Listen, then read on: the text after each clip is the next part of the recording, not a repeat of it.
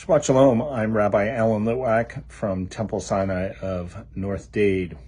Parashat Nitzavim always occurs the week prior to Rosh Hashanah. Not surprisingly, the rabbis make connections between its contents and the High Holy Days, the Yamim Noraim. That's not difficult, considering that the word root shuv, which means return or repentance, is mentioned in the Torah portion 7 times. And not only this, but paralleling our own return, we also find the idea of God returns to rejoice with us, and that God returns us in the physical sense from our exile. Some commentators even suggest that the 7 references represent different stages of tshuva, of repentance. Perhaps the most basic connection between the Parsha and the High Holy Days is that it is actually read during the High Holy Days on Yom Kippur morning. And almost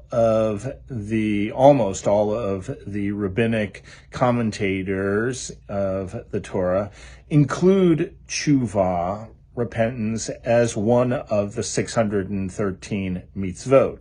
The big dispute is what exactly is the source of tshuva, this tshuva mitzvah. Is the verse out of our Torah portion from Deuteronomy chapter 30, verse 2, you will return, shuv, to Adonai your God. Will that be the source?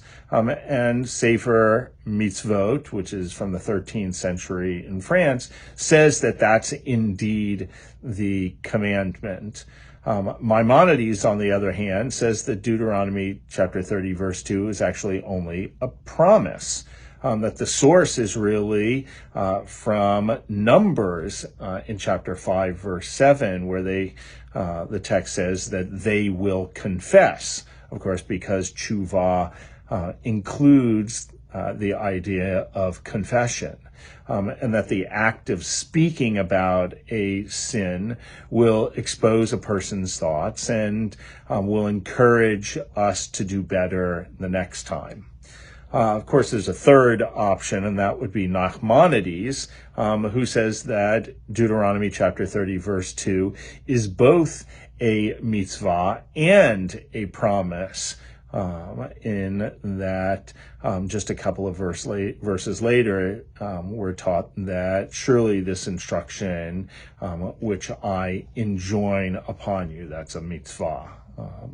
Regardless of its placement or its origins, Nitzavim, this week's Torah portion, and the repetition of the root shuv is a great reminder that now is the time for us to start preparing for the Yamim Noraim, the High Holy Days.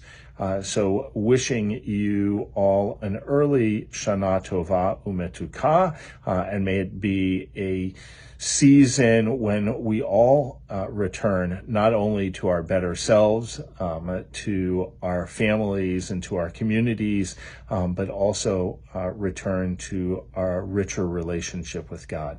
Shabbat Shalom.